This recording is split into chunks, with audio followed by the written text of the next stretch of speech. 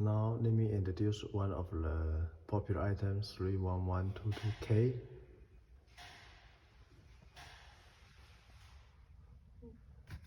Normally this item is installed in the middle of the shelf or the side panel.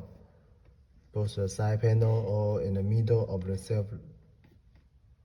shelf panel. And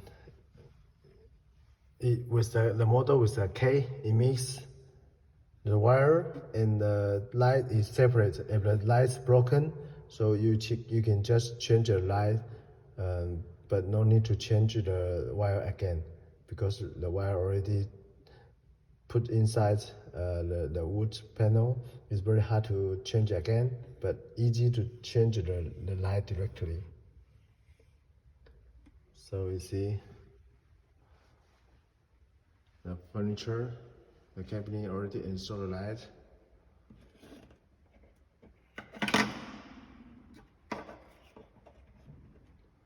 And I turn off the light and compare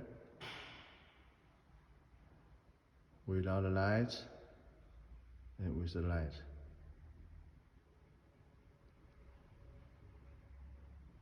So this item normally is installed in the middle of the wood panel. It is a classical items, 31122K.